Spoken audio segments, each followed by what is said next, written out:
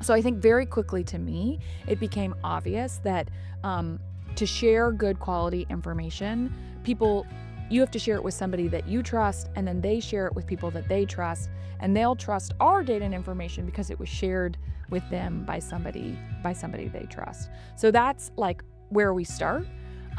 We have focused a lot on thinking about sort of who the local leaders are that have that trust. So city mayors, county mayors, local chambers of commerce, United Ways, local foundations, community foundations, and really strengthening our relationships and building trust with those folks first. The second thing is that you do really have to lead with the data. So you build trust first and then lead with the data. Hi, everyone, and welcome to Catalysts for Change, the show where we explore the stories, strategies, and turning points of leaders driving meaningful impact in their communities and across the country. I'm Adam Lister, and I'm so glad you're here. My guest today is Erin Hafkenschiel, president of ThinkTennessee, a statewide nonpartisan think tank focused on strengthening democracy and supporting working families across the state. Erin's career has spanned philanthropy, city government, transportation policy, and statewide civic leadership.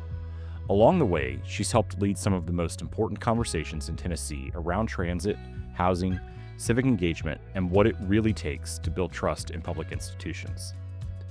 Erin, thank you for being here today. Look forward to diving into what is, in some respects, one of the more interestingly diverse professional backgrounds of anybody we've had.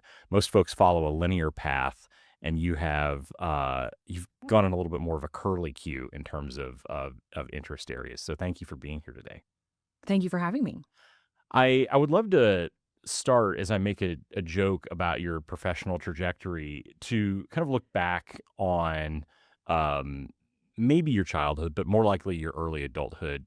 What was it that first got you interested in how communities are functioning and how public systems are shaping people's lives? As I think about where you are at this space where you're kind of at the early kind of almost like technical details of how these communities and elements in a community are functioning. I'm curious how a person comes to find a passion there. Yeah, so this story actually does go all the way back to my childhood.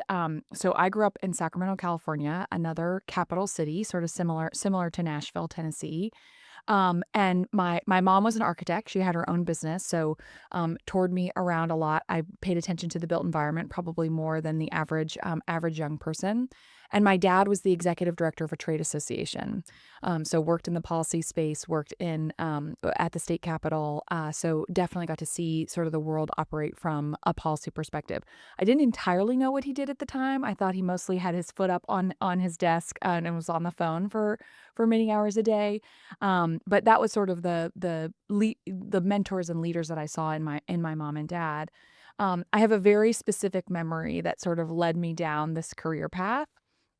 California is pretty well known for its ballot initiatives, and that is something that a lot of communities are used to, voting on ballot initiatives. And I can't remember exactly what grade I was in. I want to say it was maybe third or fourth grade, but there was a ballot initiative for voters of Sacramento County, and there were sort of two competing ones. One was to fund public schools, and the other was to build a new county jail. And I was a student at the public school, and so I thought, of course the voters are going to pick that one. This is very clearly the direction that we need to go. And my mom, I rode my bike to her office after school to do my homework at her office, and I would often ask for her thoughts and opinions on different issues. And there were other members of her office team that were, on a different side of the political aisle. And so she always encouraged me to go ask them the same question. And one of the employees that worked for her was a woman named Connie who didn't have any kids. And so when I asked her that question, she sort of gave that perspective of, why would I raise my taxes to invest in public schools? I don't have kids in the public schools. Whereas public safety is something that's important to me, and important to everybody in the community. So it was a really interesting moment for me to sort of understand how these decisions are made. Can you guess which one passed? I'm guessing it was the jail. It was the jail. And there now is a it was new at the time, not as new anymore, but there is a county jail that is still in downtown Sacramento that was funded by that property initiative or ballot initiative, excuse me. So I think I've been interested in politics and policies and how people make decisions ever since that moment. And there's so much of that both resonates with me. I think about when I left the nonprofit that I was leading to start my own firm. One of my children at one point made a comment that, "Oh, Dad, you're retired," because they didn't see me get up and leave to go to the office every day in the same way.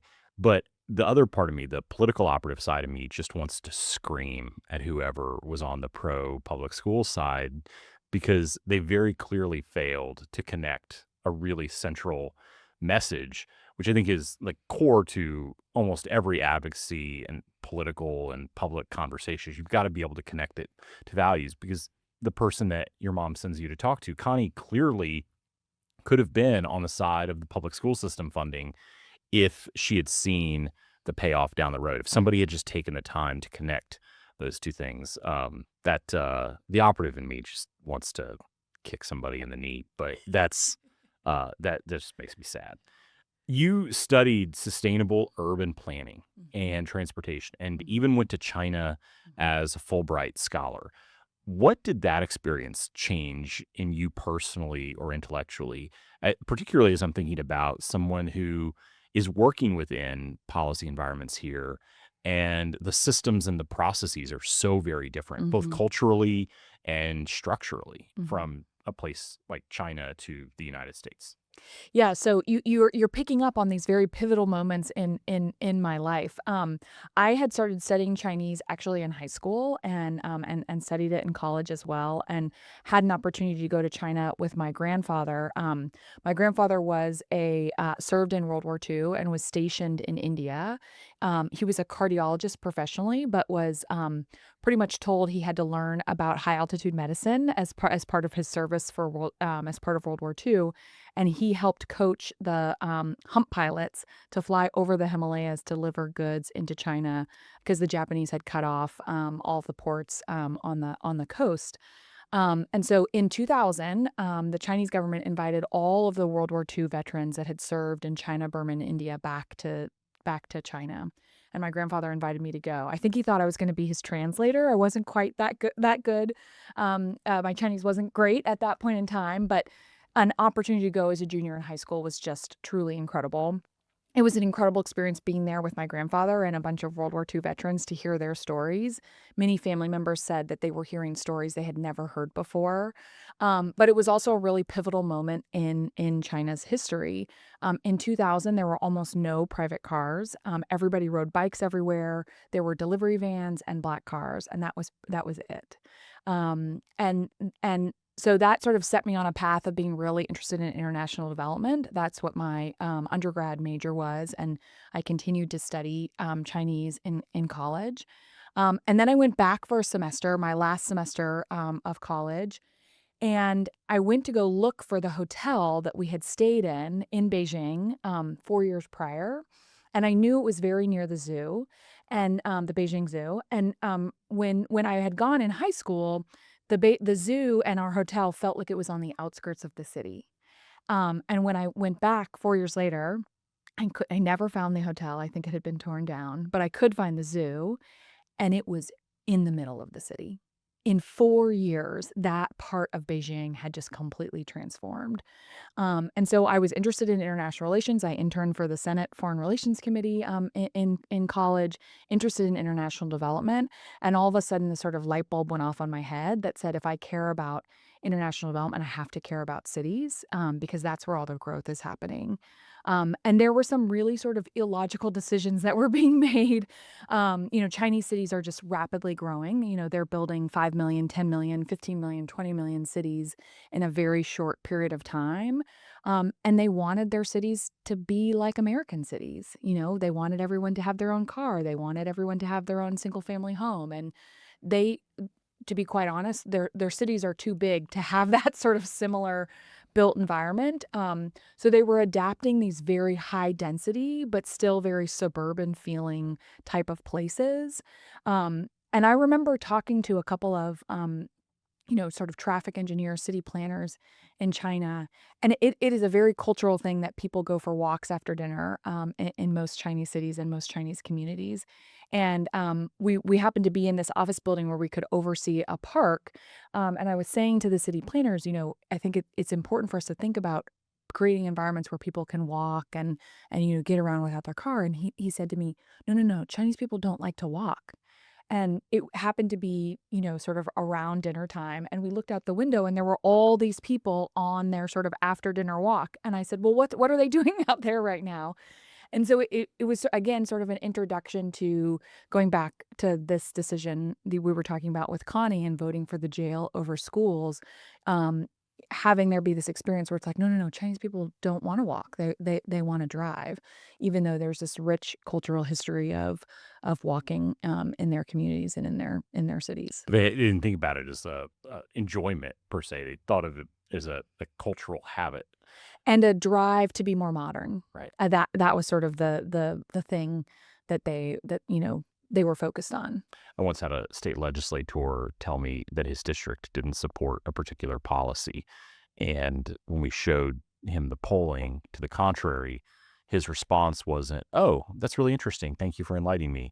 It was, "You are no longer welcome in my office." Right. And so when people are confronted with things that either they don't feel like they want to understand or don't fit a particular objective, maybe they react positively and say, "Oh, I can see this differently."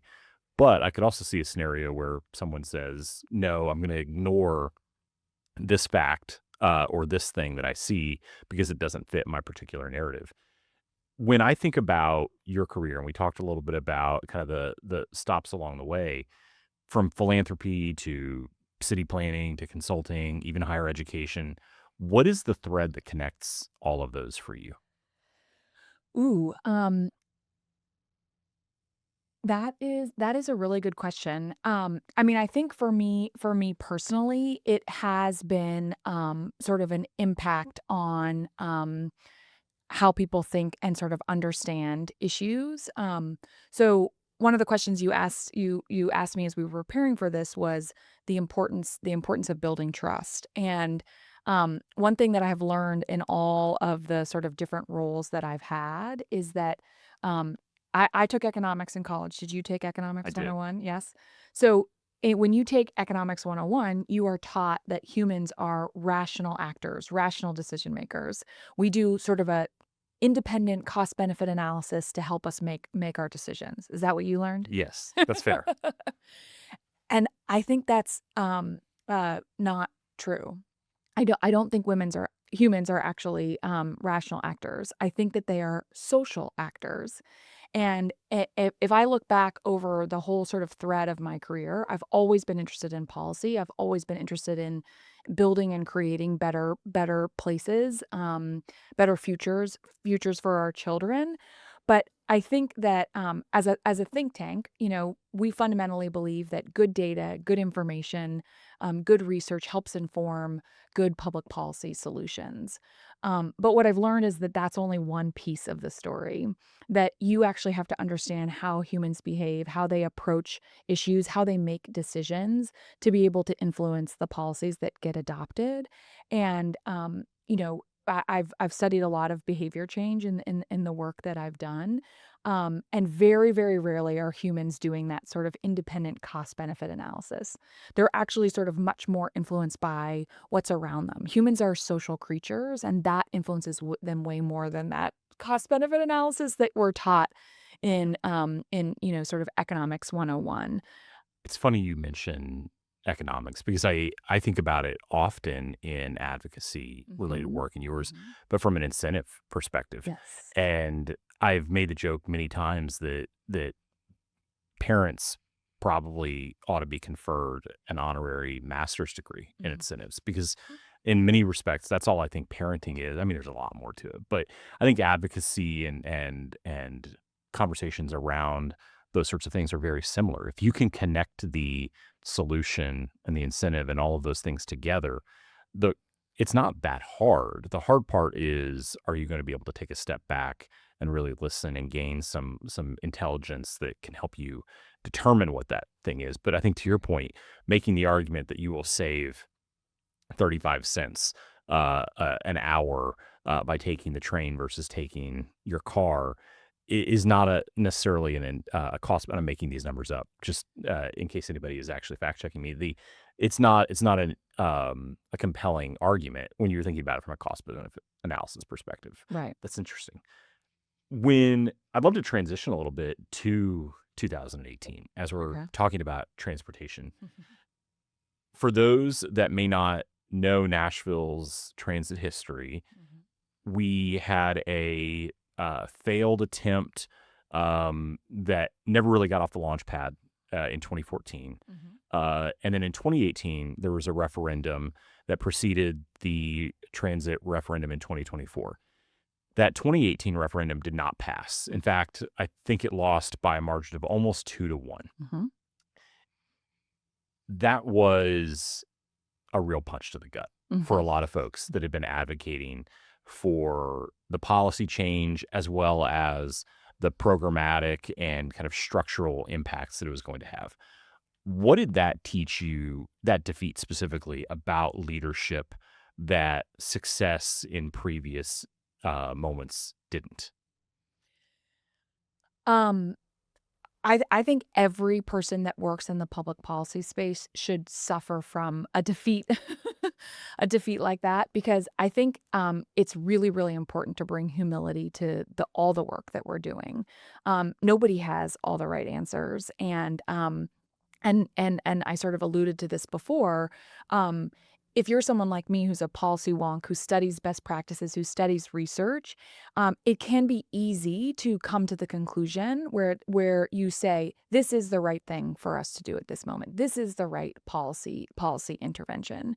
And again, that's only ever half the battle. The other half of the battle is building trust with people, building coalitions with people, the message and narrative that you're using, the messenger that you have to sort of deliver that message.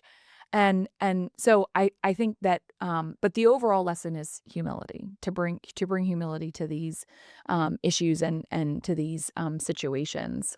What do you think at the time the leaders, and I use that term kind of broadly, from the business community to the philanthropic community to the kind of community groups that were involved, what did they misunderstand about that humility and trust in that moment, but leading up to that defeat and then maybe immediately after?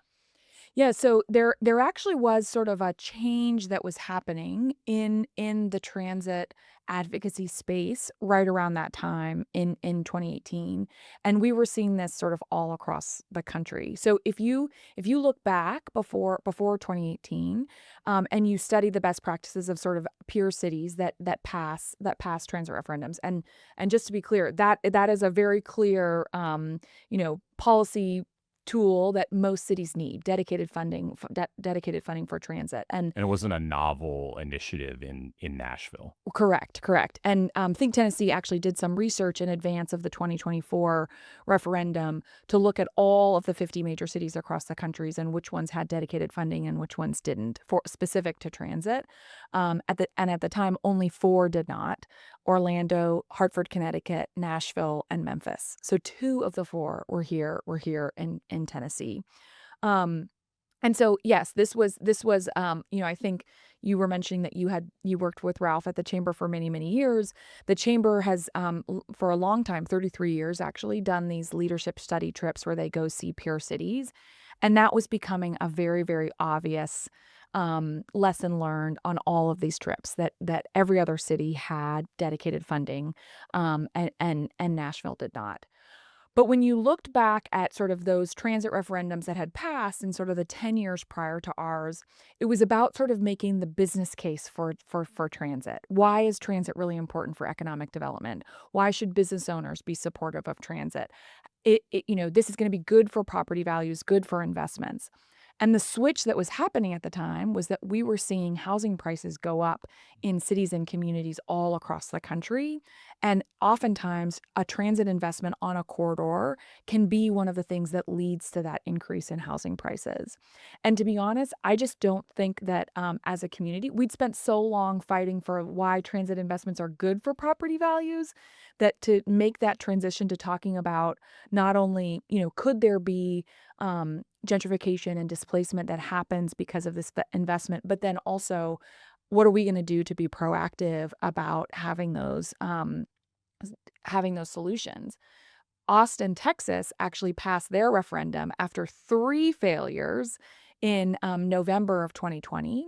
And many of the people that you talk to in Austin will credit the loss in Nashville for allowing their referendum to be successful. And in their 2020 referendum, they included a $300 million fund Mm. to tackle displacement along transit corridors.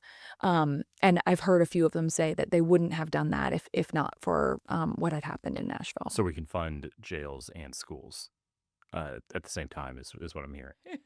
You made a comment a moment ago about anyone involved in public policy or Mm. advocacy should suffer a defeat at some point. Um, the lessons are obvious and the learnings that you get from that. But I'm also curious to know how you might advise or counsel leaders to recover emotionally from a Mhm. defeat like that. Mhm. Um, that that I will say that was a big personal defeat for me as personally, as well as a lot of other people that sort of worked on that initiative. And um I'm trying to think of what the advice would be. I mean, I think in many ways, it's that you do have to take some time to sort of reflect on the lessons that you learned, but also understand that you get up the next day and you find the new fight, and you start working towards that work. I was really lucky after. I left the mayor's office. I had an opportunity to go work at Vanderbilt. Vanderbilt was getting ready. They had already launched sort of their Future View initiative, which was a sort of massive revisioning of their campus. And they were looking for somebody to lead on transportation and mobility issues and launch a program called Move U, which was a sort of comprehensive comprehensive transportation and mobility plan, not only about how the campus's shuttle system worked. Do we make the campus more walking and biking friendly so it more resembles the historic core? And then how do we handle parking? Um, Vanderbilt actually owns 22,000 parking spaces. Wow. For comparison, the city of Nashville at the time owned about 4,000. Wow. And we did a utilization study as we sort of launched this initiative, and only about the average utilization rate was about 65%. Any private parking operator will tell you, you want to be closer to 80, 85, 90%. You don't ever want to be 100% because then nobody can find a spot, but you want to have much higher utilization than that. So it was a really exciting opportunity. There were really strong leadership at Vanderbilt at the time. Campus land use plans are something that all campuses and universities do. Some of them tend to sit on the shelf, and then other ones, when they are implemented, have really big impacts on the campus. And it was clear to me that Vanderbilt had the leadership at the time that this was a plan that was going to be implemented, and it was exciting to be part of that opportunity. Yeah, I think the ability to find another thing to dive into is valuable. I also think as I'm asking you the question, I'm thinking about all of the times that I've taken a loss. Mhm, And the tougher ones are actually the close losses mhm, because you can identify one or two things that you might have been able to do differently. I think with similar to your story about Austin, when you lose 69-31 or whatever the margin is, it gives you implicit, if not direct permission to just throw everything out and mhm, start all over. mhm, That it at that point, a post-mortem isn't particularly helpful. other than to identify the most egregious ways we failed. And maybe let's try to reconstruct something from there. And I think you see that, to your point, in Austin. They learn a very valuable lesson that allows them to construct a more effective strategy from the beginning, as opposed to trying to make some minor adjustments around the edges, which I would argue probably happened from 2014 to 2018. And you saw the same result. I think one other thing I will say on this, and that this is also sort of a theme that has run through my work, is 2018 was for sure the biggest loss that I experienced in my professional career, but none of the issues I've taken on have ever been easy. And it's often, convincing people to do things differently than the status quo, or differently than sort of where inertia is leading you. And I've always approached those issues from a very sort of strategic perspective, like, again, really trying to understand who people are, what motivates them, and how to get through to them, how to communicate with them effectively. I think the loss in 2018 has made me much better at that. Yeah. Um, and that's about building trust with an individual person, but I also think that it's about how you work in coalition with people, how you build trust with people. I don't think that coalitions have to agree on everything, but you have to have a lot of trust in a coalition for those groups to work together. And so, how do you build that trust with a group of people working on an initiative, and how do you sort of sustain that trust over time? One of the most important ways is to share credit Mhm. generously. And I think that's something that I've gotten better at doing, since the 2018 loss, just sort of understanding all the players that Well, are I in think this to your space. point about the initiatives that you have been behind that have been successful, Mhm. and your point about coalitions is a good one for so many reasons. But I also think in the trust and the relationships that you build, is my wife would often tell me that it doesn't feel like you get to sit in the winds for very long. And in some respects, that's true, because the next day there's another thing that pops back up that is either related to your victory or separate from. But I think the coalitions and the strengths of the relationships that you build in those moments are vital for that next phase of that win, because you're going to have to go through the implementation process. And when you get past kind of the high of the moment and the celebratory return of that election or that referendum, the next day you've got to be able to channel that energy and enthusiasm back into getting the work done. And those are the spaces where, if you haven't laid the foundation that you're talking about, Yeah. the work can really fall apart, and it never lifts up to its maximum potential if you haven't really laid those foundations early on. One of the things that I think is interesting about, there's a lot that I think is interesting about the work that you all do, but one in particular is that you are increasingly framing housing, transportation, childcare, and workforce as interconnected, not as separate policy silos. You talked about this a moment ago, but walk me through why that's important to you and to your organization, but then also the impact that it has going forward into the community. Well, so first of all, I'll take a step back a little bit, and so I came into this role at Think Tennessee in 2022. The first 2 weeks I was in this role, we were actually all fully remote, and then we returned to being in an office in person, and so our engagement as an organization had obviously changed during COVID, and we weren't doing much, and so as we started thinking about doing webinars, engagements, meetings, we had a blank canvas to really create. There wasn't I didn't have to do any events because we'd done them the year before, if that makes sense. Which And means you also don't have to make a judgment about which events you quit doing. right, also true, also true. And so, at the suggestion of one of our board members, she suggested that it was actually a meeting in Memphis was our very first one. We call them our civic leaders luncheons now.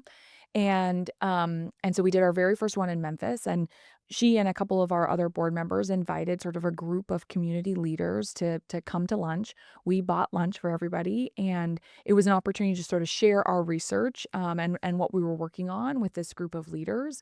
But we always, and we did it that first time, and we've continued to do it.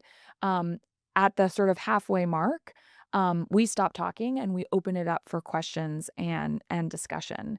And so it was both a way to meet, individual leaders in cities and communities across the state, share a little bit of what we're working on, but also really hear what they're struggling with. And so that first year we did one in Memphis, Chattanooga, and in Knoxville. We've since have added Kingsport, and we're about to do our first one in Jackson. And as I've, sort of traveled around the state, I also was a Leadership Tennessee alum, and so got to travel around the state as part of that program. Overwhelmingly, I was hearing leaders in big cities and small cities talk about affordability issues, housing, transportation, and childcare, and then also challenges related to workforce development and economic mobility. People getting the right information, the right tools they need to put them on a path to a higher paying job. And so we started to really coalesce around those four issues: three affordability issues, one that gives you access to higher incomes. And that became really clear to us because we were hearing it from everybody everywhere we went. I think your question about, so for the first, we listened before we made any decisions about sort of what we wanted to grow in our sort of issue focus. And then the second thing is the interconnectedness. I am very much, again, if you look at my academic background, I've always been sort of an interdisciplinary person. I like to study sort of the intersections of issues. But the other thing you hear when you talk to Tennesseans about these issues is that they don't approach them in a siloed perspective. A family doesn't say, okay, today I'm going to focus on our transportation costs and tomorrow I'm going to focus on our housing costs. They're all things that are interrelated.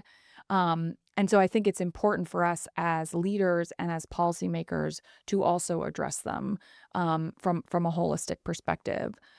Because if you don't, if you're pushing on one thing, if you're only focused on, let's say, reducing housing costs, this is a classic housing and transportation, how, sort of how interconnected they are. There's a tendency to encourage people to move further and further outside of their urban area, sort of the drive till you qualify saying. And you can afford a house that's further away, but then you're commuting, 30, 45 minutes, an hour and a half. So you're paying for more gas, your transportation costs are going up, but that time in the car is really sort of wasted time. And then here we go. Here's the connection to economic mobility. You're probably familiar with the Harvard study. It's one of the largest longitudinal studies in history that has studied this sort of group of people over, I think, like 75 years. And they have found that commute time is one of the most important aspects, if not the most important aspect of economic mobility. So if your commute is under 15 minutes, that's the biggest boon to your chances for economic mobility. And if your commute is over 30 minutes, that decreases your chance of economic mobility. So literally the moments that you're in the car decrease your access to opportunities and your access to, improving your economic situation. I love the framing of families don't think about them as housing and transportation, and as you're saying that, and you, like every guest will say something, and I'm processing it through kind of my own personal experience. And I think when I'm sitting down on a Sunday evening, kind of going through budgets and paying bills and those sorts of things, I'm thinking, well, what would it look like to isolate these conversations? And it's impossible Yeah. to do it because it's all interconnected. We've talked a lot about issues that you've kind of suggested are connected to our us being social creatures Mhm. and the way that we show up and live our lives. And in some respects, there are policy solutions or policy programs that are related to those, but often they have political implications and they become wrapped up into political debates. Yet, Think Tennessee describes itself as a nonpartisan organization, also engaging in some advocacy. How do you define that balance and make sure that folks are hearing the messages that are connected to the issues that are connected to their lives, as opposed to hearing about ideology? Yeah, I have so much to say on this. I'll try and stay sort of a little bit focused. So the first most important one is building trust. And one of the things that we talk about at Think Tennessee is that, if I had been the president of a think tank 15 or 20 years ago, my job was really different. My job was to write the white paper, put out a press release, send it to the newspapers all across the state, and it was the newspaper's job to disseminate it to folks, to Tennesseans. That's not the reality that we live in today. I can't remember the exact numbers, but we have almost 10 counties that have zero local news sources, and 70% of our counties have only one local news source. And a lot of times it's sort of a digital newsletter. It's no longer the paper that's coming to your doorstep. So we've lost this really, really important avenue of how we share information and share facts. And then, of course, there's social media and people hearing information and data from only the sources that they want to hear. So I think very quickly to me, it became obvious that to share good quality information, people you have to share it with somebody that you trust, and then they share it with people that they trust, and they'll trust our data and information because it was shared with them by somebody they trust. So that's like where we start. We have focused a lot on thinking about sort of who the local leaders are that have that trust. So city mayors, county mayors, local chambers of commerce, United Ways, local foundations, community foundations, and really strengthening our relationships and building trust with those folks first. The second thing is that you do really have to lead with the data. So you build trust first and then lead with the data. I don't know if you've had a chance to see one of our county dashboard presentations, but um, 3 years ago, we launched our State of Our Counties dashboard. We just launched a new update to it in March, and it's now 140 indicators for all 95 counties. And we customize what we call our county overview document to be as similar to a county dashboard presentation that we give as possible. We've created an economic mobility framework so you can look at that one page and sort of see how your county's doing from an economic mobility perspective. We've included county level economic data. What are your county's strengths from an economic perspective? If you're interested in economic growth, here's the areas where you should be leaning in. And then the last page is the top 5 indicators, where your county ranks the best and then where your county ranks the worst. So you can immediately see in a snapshot, if I'm a local elected leader and I have minimal resources, um, uh, here's 3 things that I can focus on. That's been a hugely important part of how we build trust with folks. Um, and leading with the data. Those dashboard presentations don't have any agenda attached to them. It's just really high quality data about your county, where you live, and where things are going well and where there's room for improvement. The county leader can then make a judgment on whether or not this is a thing we want to pursue. I'm curious. I hear you talk about building trust and leading with the data, and I am wondering about the person that's listening to this saying, "Okay, got that. I got that." And they're in some organization similar to yours where they are convening folks, they're building coalitions. And where I could see someone getting stuck is at that stage just before you're able to build the trust. Mhm. How do you convene and bring people together who may agree on like some kind of general ideas, but may fundamentally disagree about the tone of the conversation or that the conversation needs to happen without it being performative, so you can get to a place where you can start to build that trust and kind of go down the path that you've been talking about.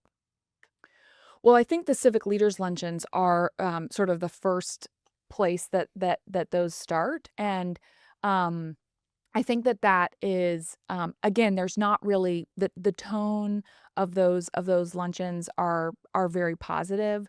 There isn't an agenda that's attached to them. And sort of an example of this is the policy forum that we hosted last year for the first time. We because of the relationships that we'd strengthened as part of those civic leaders luncheons, and because of the issues that we heard, that was sort of how we planned the policy forum. But we also were going to talk about real issues: housing, transportation, workforce development, childcare, and really put together panels of local leaders and state leaders that were putting in place evidence-based solutions to the issues that we were talking about. And we were really thrilled. We were expecting about 250 people for our policy forum, and we had over 400 register and show up for that event. And so to us, that sort of showed that people were really, they really wanted spaces like that, platforms like that, where you can talk about issues and identify solutions um, and move policy ideas forward. I think one thing, and you sort of asked this earlier, how do you be nonpartisan and also do advocacy? Um, I think it's really important that you being nonpartisan doesn't mean you have to be neutral about the facts. I think a lot of folks in the nonpartisan space sort of they come to it from the perspective of like, oh, I'm nonpartisan, I can't have an opinion. Or avoid conflict. Right, right. And I really don't subscribe to that theory. And I think that comes from my time working for a mayor. In the mayor's office, I love how we talk about.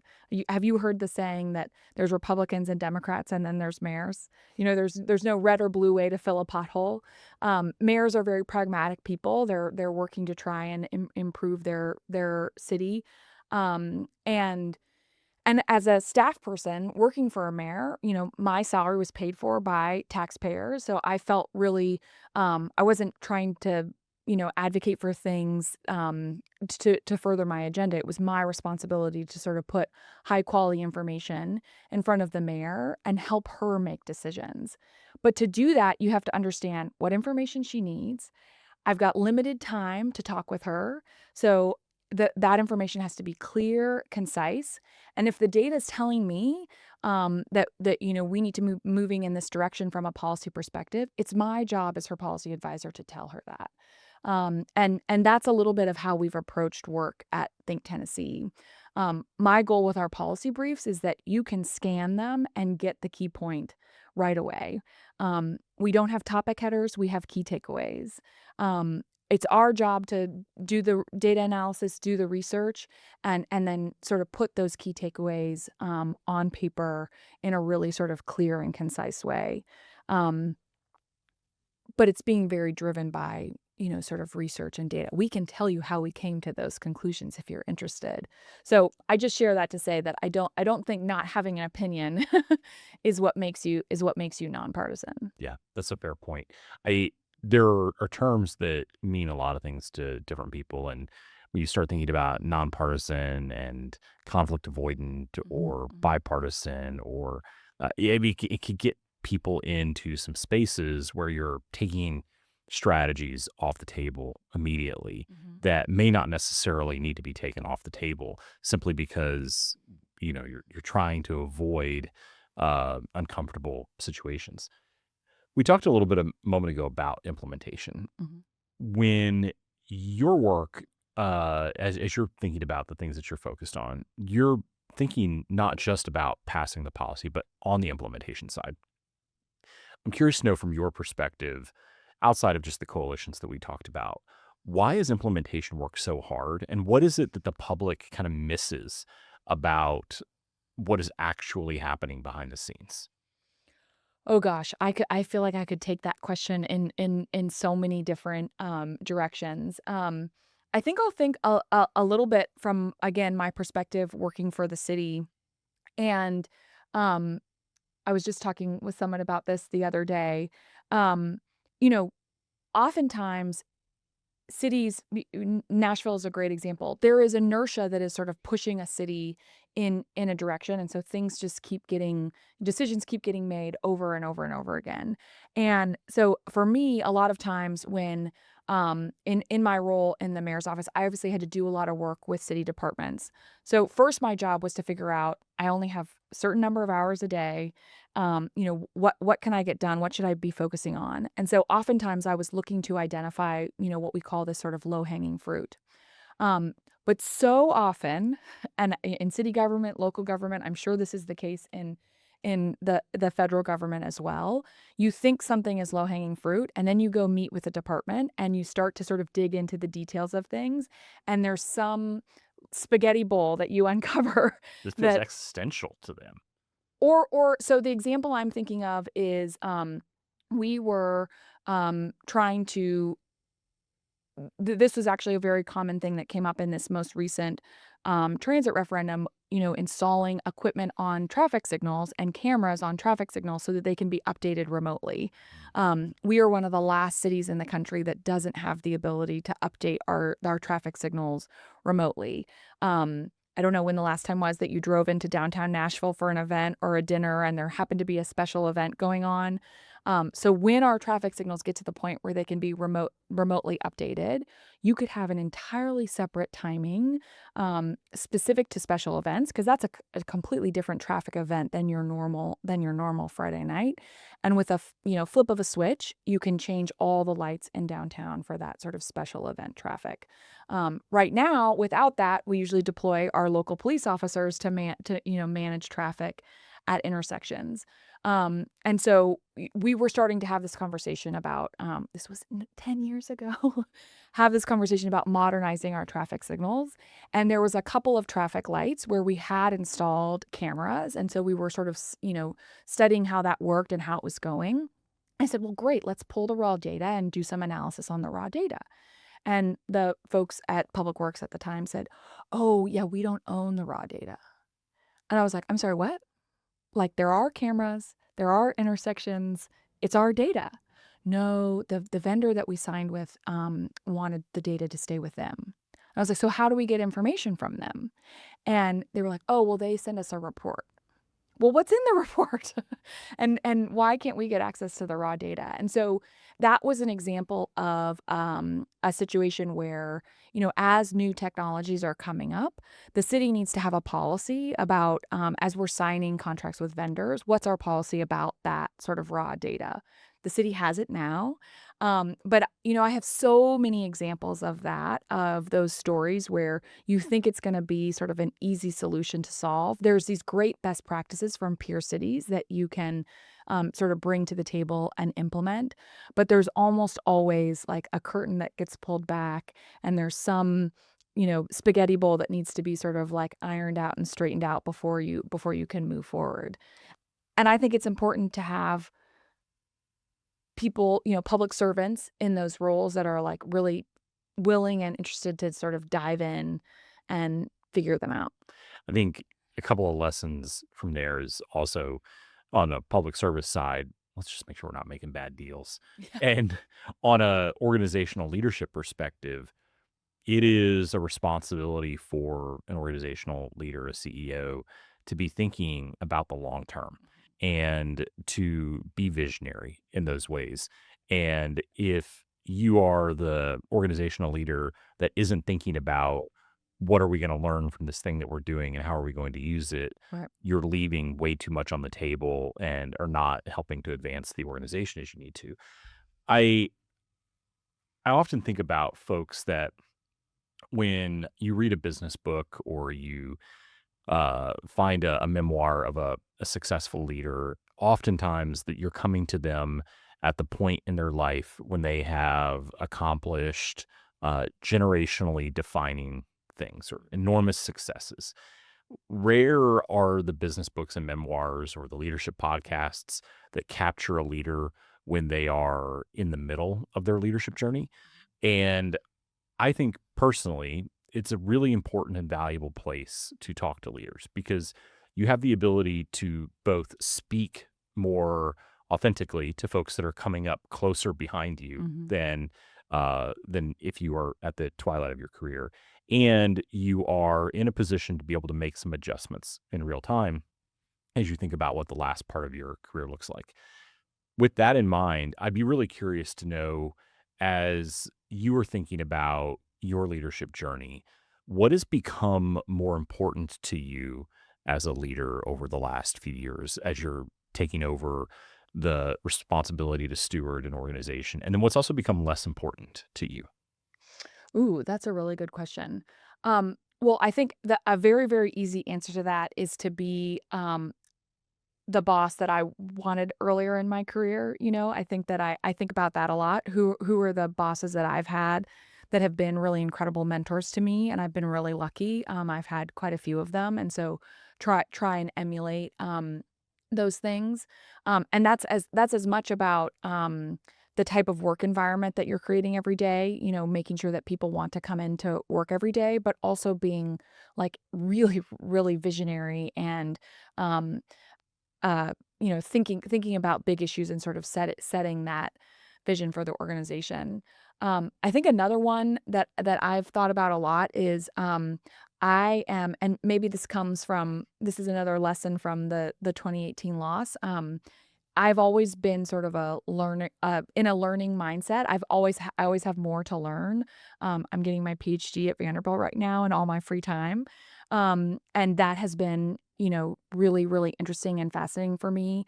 I took a traffic engineering course, even though I'm trained as an urban planner, because the urban planners and traffic engineers tend to not see things the same way. And so taking a traffic engineering course helped me understand how traffic engineers are trained.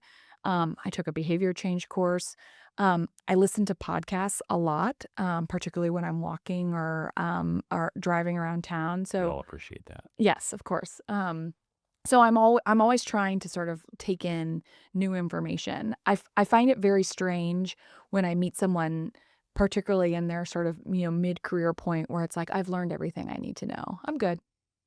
That's very different than I think my approach. So those are two things that come to mind. You've talked a lot about trust Mhm. in the hour we've been together. When you think about the future of civic leadership and public trust, what is it that's giving you the most hope? I think the thing that is giving me the most hope is that people actually really want a lot of the same things. And again, I have an opportunity in this role to meet people on all parts of the political spectrum in some of our smallest cities and towns in Tennessee and some of our biggest cities and towns. And it's like truly amazing. First of all, like how prideful everybody is about being a Tennessean. I also think it's really interesting that this happens everywhere, all across the state. There's a resistance to best practices from other places because, we're in Tennessee, we're really unique.